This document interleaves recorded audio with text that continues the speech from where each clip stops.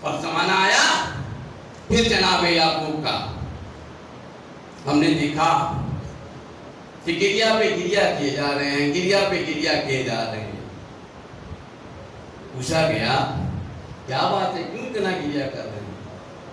کہا بیٹی کی جدائی پر گریا کر رہے ہیں۔ روایتیں کہتی ہیں کہ جناب یعقوب کو پتا تھا کہ میرا بیٹا زندہ ہے، مگر یاد پسر میں گریا کیے جا رہے ہیں۔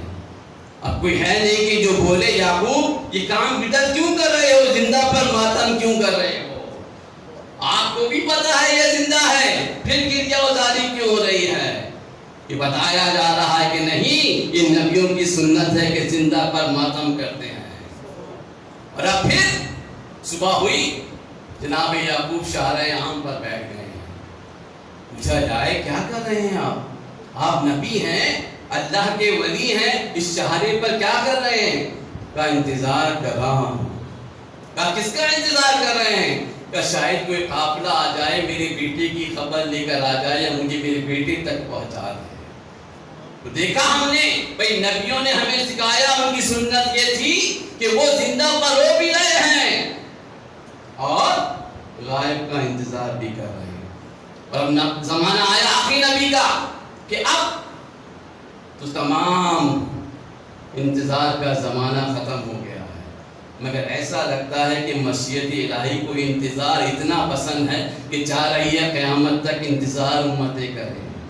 اسی لیے ہم نے دیکھا کہ جب تک نبی نہیں آئے تھے، شخصیت یہ چاہ رہی تھی کہ انتظار محمدی ہوتا رہے، انتظار ابھی ہوتا رہے۔ اب جب نبی آ گئے ہیں تو مشیت یہ چاہ رہی ہے کہ امت انتظار مہدی کرے، اس کے علاوہ کسی اور کا انتظار نہیں کرے۔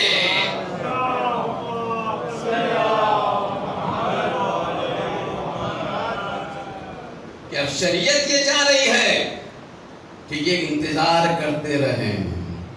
یہ انتظار اتنا پسند ہے شریعت کو کہ کہا ہم نے جب پہلا ہادی آیا تھا تو فرشتوں کو انتظار کرایا تھا، اب جب آخری آئے گا تو اس کے لیے بھی لوگوں کو انتظار کر رہے ہیں، تاکہ پتہ چل جائے کہ اللہ کی نظر میں حاضری کی اتنی اہمیت ہے کہ جب تک تم انتظار کو نہیں پہچانو گے اس کی اہمیت کو جان ہی نہیں سکتے ہو۔ ایک سلوات پڑھ دیجئے محمد آل محمد پر۔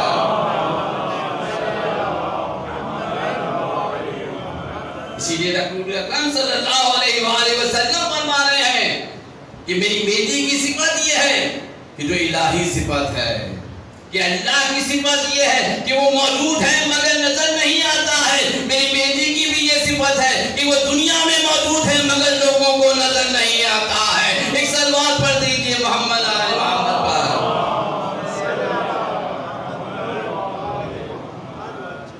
عزیزان محترم، یہ ہے انتظار۔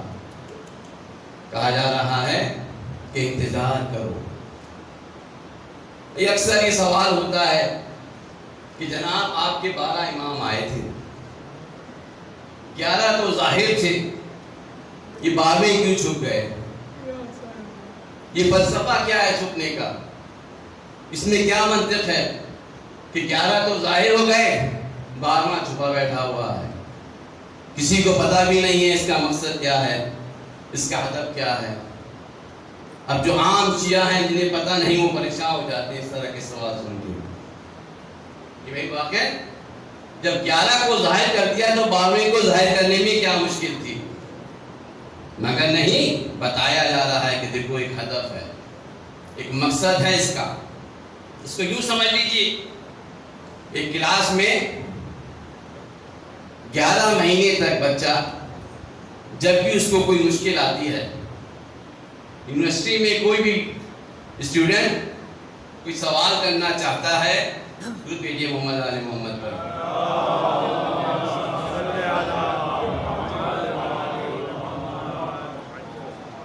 کیا آپ نے دیکھا ہوگا کہ 11 مہینے تک بچے کو جو سوال ہوتا ہے وہ اپنے استاد سے پوچھ لیتا ہے، بلکہ استاد کو کہتا ہے کہ دیکھو اگر کوئی مشکل ہے تو ابھی پوچھ لو اس کو، کوئی مسئلہ ہے تو اس کا حل مجھ سے لے لو، میں بتا دوں گا۔ 11 مہینے تک وہ ہمیں بتاتا رہتا ہے، بچوں کو سمجھاتا رہتا ہے کہ دیکھو یہ مشکل ہے، اس کا جواب یہ ہے. مگر اب جب 12واں مہینہ شروع ہوتا ہے، اب بچے کلاس میں بیٹھے امتحان دے رہا ہوتا ہے. اب اگر کوئی بچہ اٹھ کر استاد سے پوچھے کہ استاد بتائیے مجھے یہ سوال سمجھ میں نہیں آ رہا، اس کا جواب دیجیے، تو کیا استاد بتائے گا؟ کیا استاد بتائے گا اس کا جواب؟ خاموش ہو کر بیٹھ جاؤ. 11 مہینے کہا جا پوچھو، تم نے پوچھا نہیں. اب آج پوچھنے کا نہیں، لکھنے کا وقت ہے، جواب دینے کا وقت ہے. آج صرف تم نے ذہن استعمال کرنا ہے. میں صرف کھڑے ہو کر دیکھتا رہوں گا کہ کون کیا لکھ رہا ہے، صحیح لکھا ہے کہ نہیں لکھ رہا. میرا کام آج بتانا نہیں ہے، صرف دیکھنا ہے. تو بس میرے عزیزوں، بس یہی میرے اماموں کا بھی مسئلہ ہے. 11 آ کر ہمیں بتاتے رہے کہ یہ حلال ہے، یہ حرام ہے، اس سے بچنا ہے، اس سے انجام دینا ہے. اب بعد میں چھپ کر دیکھ رہا ہے کہ میرے ماننے والے 11 کی تعلیمات پر کتنا عمل کر رہے ہیں. دور بھیجیے محمد علی محمد.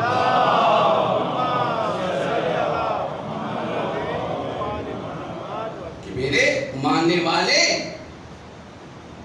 کتنا عمل کر رہے ہیں جو 11 نے تعلیمات دی ہیں. وہاں سے محترم، بس اگر ہمیں پہچاننا ہے، اطاعت کرنی ہے، تو ہمیں خود اپنے آپ کو تیار کرنا ہو. ورنہ انتظار کہتے رہیں گے، انتظار کبھی ختم نہیں ہوگا. ایک درود بھیجیے محمد.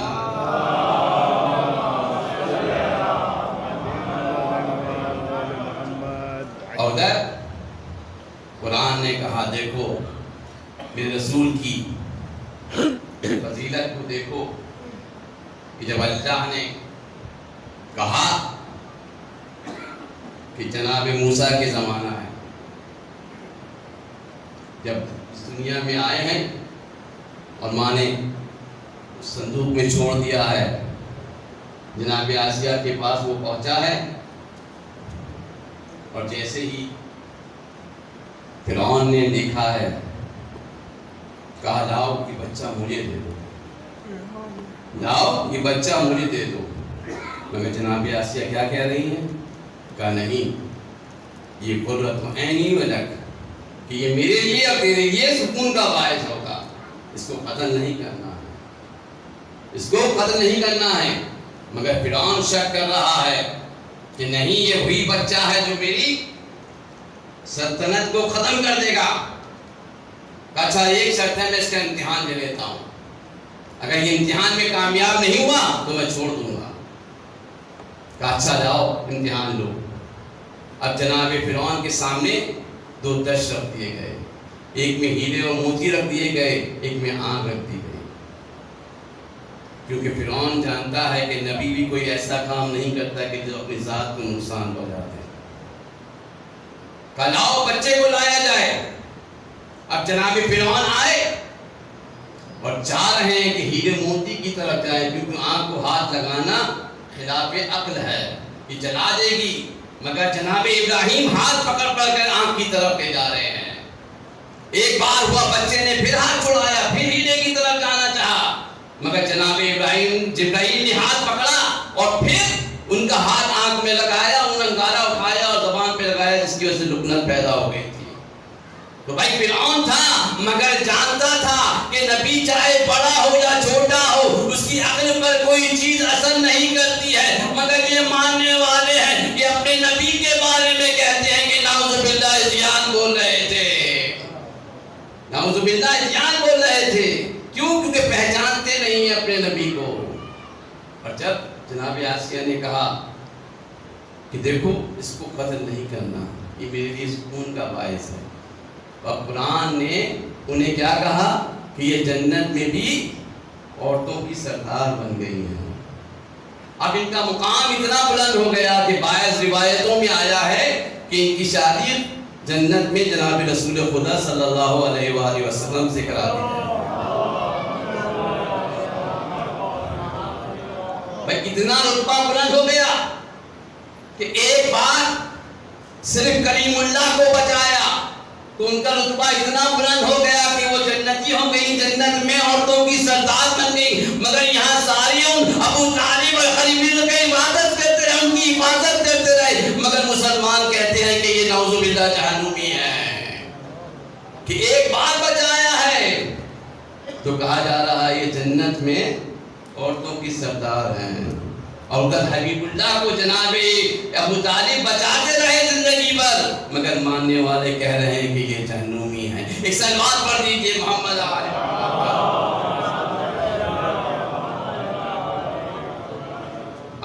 محترم۔ بس ہم نے ایک عجیب منظر دیکھا کہ بنو اسرائیل میں قحط آیا ہوا ہے، اب لوگوں نے اللہ کے نبی سے کہا اے اللہ کے نبی، آپ تو خدا کے بڑے قریب ترین بندوں میں سے ہیں، آپ ولی اللہ ہیں، دعا کیجئے کہ یہ قحط دور ہو جائے۔ جناب موسیٰ صحرا کی طرف گئے، لوگوں کو اپنے ساتھ لیا، صحرا میں پہنچے اور ہاتھ بلند کر کے کہا پروردگار میں تیرا مقرب ترین بندہ ہوں، تو نے مجھے اپنا نبی قرار دیا ہے، میں تجھے مانگتا ہوں کہ آج اس میں بارش کر دے اس میں، تاکہ اس قحط سے دوری ہو جائے۔ مگر ایک دفعہ ندائے قدرت بلند ہوئی کہ موسیٰ نہ تمہاری دعا کو قبول کروں گا، نہ اس میں جو سب لوگ موجود ہیں ان کی دعا کو قبول کروں گا، نہ میں تمہاری دعا کو قبول کروں گا اور نہ ان سب لوگوں کی دعاؤں میں سے کسی ایک کو قبول کروں گا۔ جناب موسیٰ پریشان ہو گئے، کہا پروردگارہ کیا غلطی ہو گئی کہ تو میری بھی دعا کو قبول نہیں کرے گا؟ کہا موسیٰ اس مجمع میں ایک ایسا شخص موجود ہے جو لوگوں کے عیب کو ڈھونڈ کر نکال کر لوگوں میں مشہور کراتا ہے۔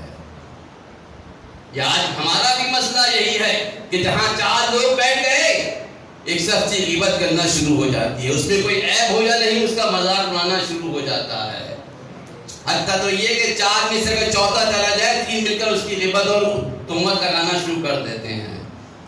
مومن کا مذاق اڑایا جاتا ہے، وہ مومن کے جس کے بارے میں کہا جا رہا ہے کہ اس کی حرمت کعبے کی حرمت سے افضل ہے، مگر جہاں چار مومن جمع ہو جاتے ہیں ایک مومن کی غیبت شروع ہو جاتی ہے۔ کیا کہا جا رہا ہے کہ موسیٰ نہ میں تمہاری دعا قبول کروں گا، نہ ان میں سے کسی موجود لوگوں میں اس کی دعا قبول کروں گا۔ کیوں؟ کیونکہ ایک شخص، فقط ایک شخص کی وجہ سے پوری قوم پر عذاب آ رہا ہے، پوری قوم کی دعا کو رد کیا جا رہا ہے۔ کہا اچھا جاؤ اعلان کر دو کہ وہ شخص یہاں سے نکل جائے، میں دعا کو قبول کر لوں گا۔ جناب موسیٰ کھڑے ہوئے، کہا دیکھو تم میں ایک شخص ایسا ہے کہ جو گناہ کام کرتا ہے، اب میں چاہ رہا ہوں کہ وہ یہاں سے چلا جائے تاکہ اللہ ہماری دعا کو قبول کر لے۔ یہ سننا تھا، وہ شخص پریشان ہو گیا جب اس نے دیکھا کہ کوئی شخص بھی نہیں کھڑا ہوا، تو وہ سمجھ گیا کہ میری طرف اشارہ ہے، وہ سمجھ گیا کہ میری ہی طرف اشارہ ہے۔ اب اس نے چادر کو سر پر اٹھایا اور ڈال کر گریہ کرنے لگا، کہا پروردگار تو جانتا ہے، سب نہیں جانتے مگر تو جانتا ہے میں ہی وہ بنتا ہوں، میری خطا کو معاف کر دے، میری عزت رکھ لے، ورنہ میری سب کے سامنے میری عزت چلی جائے گی۔ جب اتنا کیا اس نے تو اللہ نے اس کے گناہ کو معاف کر دیا، اور اچانک بارش شروع ہو گئی۔ جناب موسیٰ نے کہا یہ پروردگار کیا ہوا، یہ بارش کیوں شروع ہو گئی؟ کہا اس بندے نے توبہ کر لی ہے تو میں نے بھی اپنی رحمت کی بچھاڑ کر دیا، اس نے گناہوں کی معافی مانگی، کہا اب ایسا عیب نہیں کروں گا، اب کسی کے عیب کو لوگوں میں بیان نہیں کروں گا، عہد کر رہا ہوں کہ اب لوگوں کے عیب کو چھپاؤں گا۔ تو اللہ نے بھی اپنی رحمت کو نازل کرنا شروع کر دیا۔ تو ایک دفعہ جناب موسیٰ کی صدا بلند ہوئی، پروردگار بتا دو دے کہ وہ کون شخص تھا، کہا پروردگار بتا دے وہ کون شخص تھا۔ ندائے قدرت بلند ہوئی، جب اس نے گناہ کیا تھا اس وقت ان کو نہیں بتایا تو اب توبہ کر لیا کیسے بتا سکتا ہوں،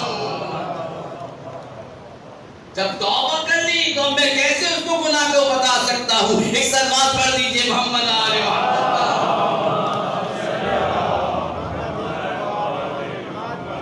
ہاں عزیزان محترم، بس ہمارا مشکل ہماری یہی ہے کہ ہم جو خدا جو ستار و عیوب ہے، ہم اس کے گناہوں کو چھپانے کے لیے بجائے لوگوں کے، اگر ہمیں ذرا سا اشارہ بھی مل جاتا ہے تو ہم لوگوں کے گناہوں کو بتانا شروع کر دیتے ہیں، حالانکہ وہ تو اتنا ستار و عیوب ہے، اتنا ستار و عیوب ہے کہ جب تک بندہ اپنے گناہوں کو ظاہر نہیں کرتا، وہ اس لوگوں کے گناہوں کو دوسروں پر ظاہر نہیں کرتا۔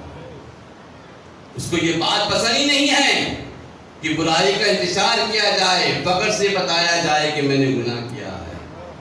تو کہتا ہے نہیں، جب تک تم لوگوں کے سامنے اپنے گناہوں کو نہیں بتاؤ گے، میں تمہارے گناہوں کو بھی لوگوں کو نہیں بتاؤں گا۔ عزیزان محترم، بس ہمیں چاہیے کہ ہم بھی لوگوں کے عیبوں کو چھپائیں اور اس محفل، اس مجلس سے فائدہ اٹھائیں، کیونکہ اس مجلس کا مقصد ہی یہی ہے کہ یہاں آ کر سیکھا جائے کہ اللہ اور اہل بیت ہم سے کیا چاہتے ہیں، وہ کس بات پہ خوش ہوتے ہیں۔ صحیح ہے کہ مجلس میں بیٹھا جائے، لیکن اگر کوئی مجلس میں نہیں بیٹھ رہا ہے اور صرف تبرک کے لیے بھی آ رہا ہے تو ہمیں حق نہیں ہے کہ اس کے بارے میں برا سوچیں، ہمیں حق نہیں ہے کہ اس کو برا کہیں۔ اور یہ میں اپنی طرف سے نہیں بلکہ اہل بیت کی حدیثوں کا خلاصہ بتا رہا ہوں کہ وہ کہتے ہیں کہ اگر ہمارے نام پر تبرک لینے بھی آ گیا ہے تو اب تمہیں حق نہیں ہے اس کو برا کہنے کا۔ ایک شیخ عبداللہ عراق کے بڑے مشہور تھے، عالم انسان ہیں، وہ کہتے ہیں کہ میں مجلس میں ایک شخص کو دیکھتا تھا کہ وہ مجلس میں آتا تھا مگر نہ مجلس سنتا تھا، نہ ذکر سنتا تھا، نہ ماتم کرتا تھا، نہ روتا تھا، کچھ بھی نہیں کرتا تھا، بس آتا تھا آخر میں اور 2 کپ چائے تھی پی کر چلا جاتا تھا۔ مجھے بڑا برا لگتا تھا، عجیب سی بات لگتی تھی کہ تم مجلس میں آؤ، بیٹھو، کچھ سیکھو، کچھ ماتم کرو، کچھ کریا کرو، کچھ سنو، کچھ سمجھو، مگر وہ شخص آخر میں آتا تھا، چائے کے 2-3 کپ پی اور چلا جاتا تھا۔ کہتے ہیں ستام جب چلا 91 میں جب انتفاضہ ہوا ہے، یہ لوگ ایران آ گئے عراق سے، کچھ عرصے بعد میں نے اسی شخص کو ایک مجلس میں دیکھا تو پھر وہی حالت تھی کہ آتا تھا 2-3 کپ چائے پیے، تبرک لیا اور چلا گیا۔ مجھے بڑا برا لگتا تھا کہ بھائی یہ کیا چکر ہے کہ آتا ہے تبرک لے کر چلا جاتا ہے، اور کچھ عرصے بعد مجھے پتا چلا کہ اس کا انتقال ہو گیا ہے، اس کا انتقال ہو گیا ہے۔ تو اب میں نے سوچا چلو انتقال ہو گیا تو میں نے اس کے لیے فاتحہ پڑھا۔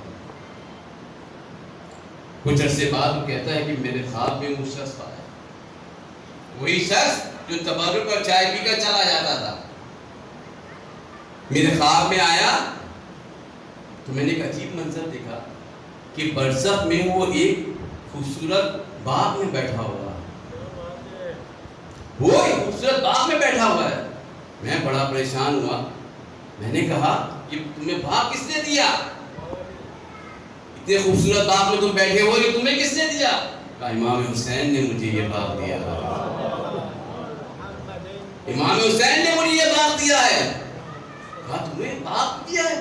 تم تو مجلس میں آتے تھے، نہ بیٹھتے تھے، نہ گریا کرتے تھے، نہ ماتم کرتے تھے، نہ روتے تھے، نہ نعرہ لگاتے تھے، نہ کچھ بھی نہیں کرتے تھے، آتے تھے اور تبرک لے کر چلے جاتے تھے، تو پھر تمہیں یہ بات مجھے دیا، تم تو اس کے ہیں ہی۔ اس نے پلٹ کے پوچھا یہ بتاؤ یہ چائے کس کے نام پر ملتی تھی؟ یہ چائے کس کے نام پہ ملتی تھی؟ کہا امام حسین علیہ السلام کے نام۔ تو کیا میرے گھر میں چائے نہیں تھی جو میں یہاں چائے پینے کے آ گیا؟ میں تو امام، تو آج مجھے امام حسین علیہ السلام نے کہا ہے کہ اس باغ میں رہو اور قیامت کے دن تمہاری اس سے اچھا باغ ہوگا۔ تو سب سوچئے جب ایک عام انسان جو مجلس میں آ کر نہیں بیٹھتا ہے اس کے لیے امام حسین اتنا احترام کرتے ہیں، تو جو مجلس میں بھی آتا ہو، ماتم بھی کرتا ہو، گریا بھی کرتا ہو، تو اس کے لیے امام حسین کتنا اہتمام کریں گے، اس کے لیے امام حسین کتنا اہتمام کریں گے۔ لیکن وہ کہتے ہیں کہ ہاں جو عمل کرو خلوص کے ساتھ کرنا، اس لیے کہ جب تک خلوص نہیں ہوگا تمہارا عمل ہم قبول نہیں کر سکتے ہیں۔ شرط یہ ہے کہ اگر خلوص آ گیا چھوٹی سی مجلس بھی رکھو گے تو ہم اس میں آ جائیں گے، اور اگر خلوص نہیں ہوگا بڑی سے بڑی بھی مجلس رکھو گے ہم اس میں نہیں آئیں گے۔ ایک صلوات پڑھ دیجئے محمد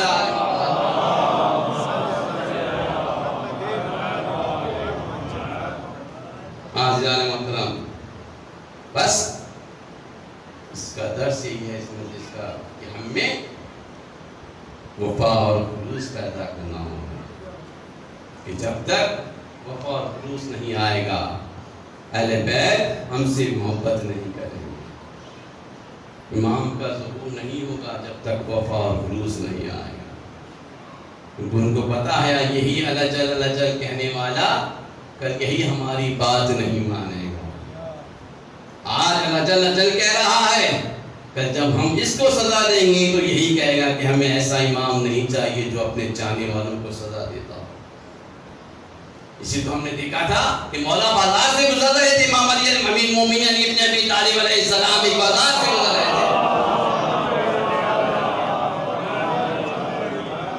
دیکھا تین نوجوان بازار میں بیٹھے ہوئے، مولا گئے اپنا کام کر کر آئے، پھر دیکھا بیٹھے ہوئے، کہا یہاں کیوں بیٹھے ہو؟ کہا ایسی بیٹھے ہوئے۔ مولا نے کہا ان کو کوڑے لگاؤ۔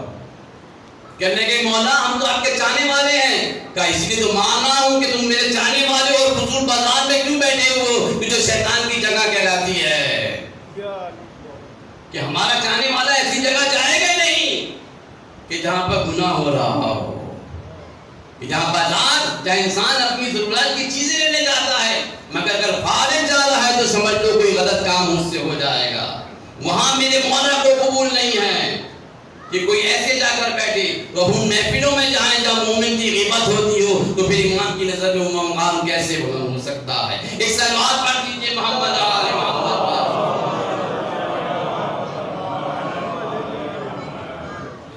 عزیزان محترم، جب نام آ گیا وفا کا تو یاد آ گئے ابوالفضل غفار۔ کیسی وفا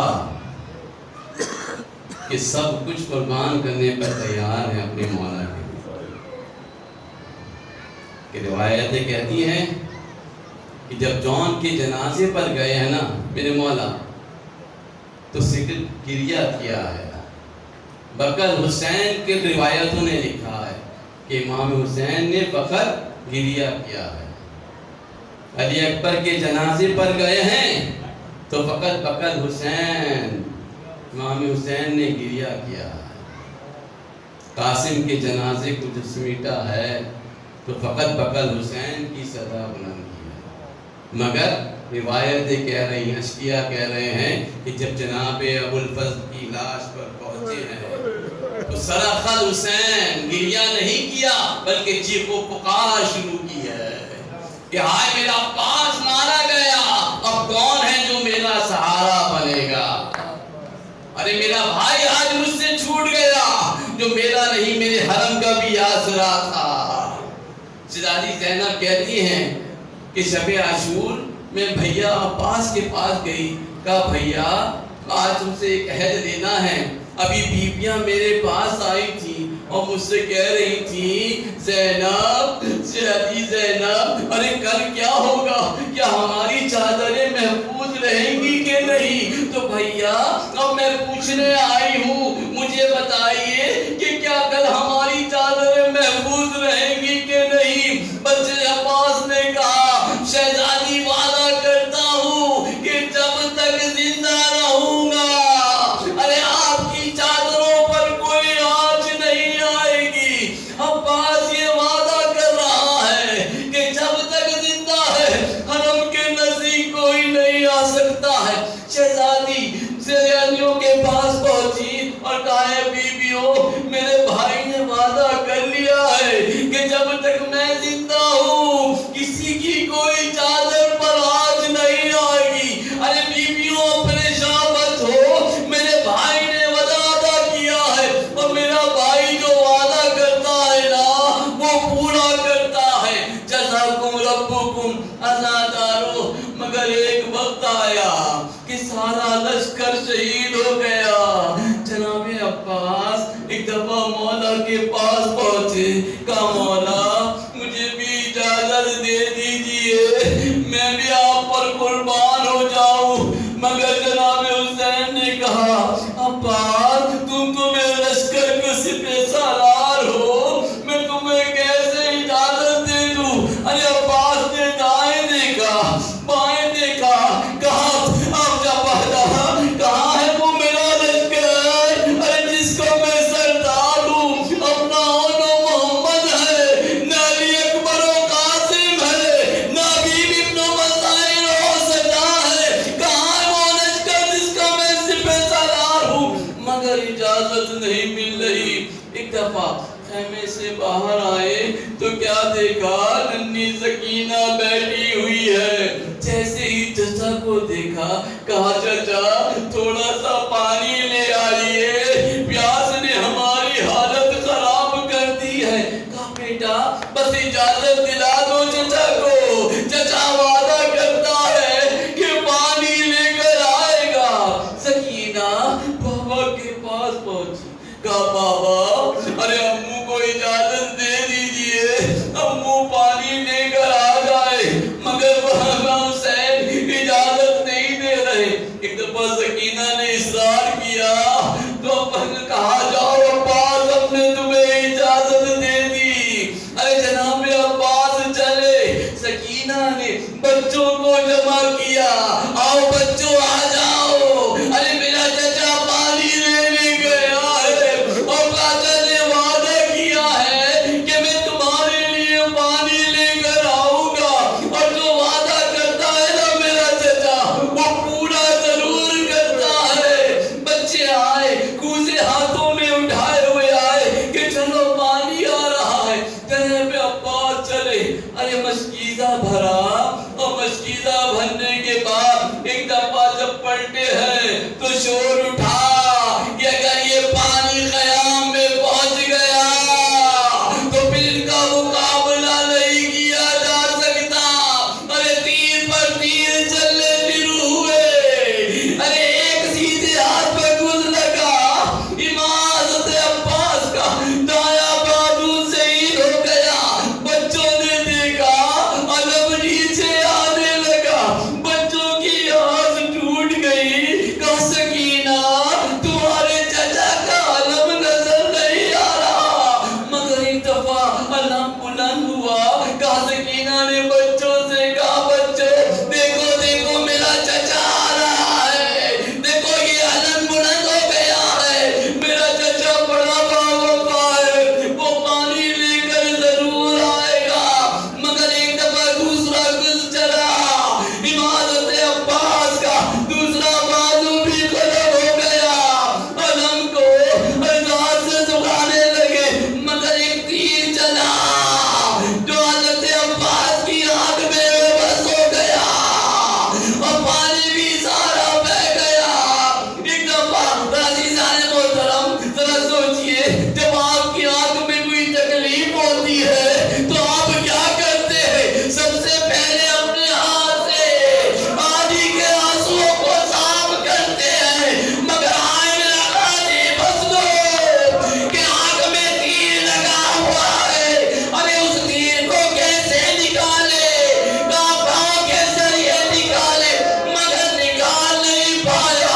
ایک دفعہ صدا دی مولا دیکھنی، مولا میری مدد کو آئی ہے۔ ارے امام حسین جزاکم ربکم، عزادارو آپ نے گریہ کیا، خدا آپ کو کسی اور غم میں نہ رلائے سوائے غم حسین کے۔ حضرت پاس ایک دفعہ صدا دی تو امام حسین پاس پہنچے اور کیا دیکھا کہ ایک آنکھ میں ارے تیر لگا ہوا ہے اور کچھ نظر نہیں آ رہا۔ کہا بس اتنا کہہ دو میری ایک خواہش ہے۔ پاپا سے پوچھا بھیا آپ کی کیا خواہش ہے؟ کہا اتنی خواہش ہے کہ بھائی کہہ کر مجھے پکار دو۔ عباس تم نے ساری زندگی مجھے آقا و سردار کہہ کر پکارا ہے، آج بھائی کہہ کر پکار دو۔ ارے جناب عباس سے بھائی کہا اور اس دنیا سے چلے گئے۔ علم چلا، بچوں کو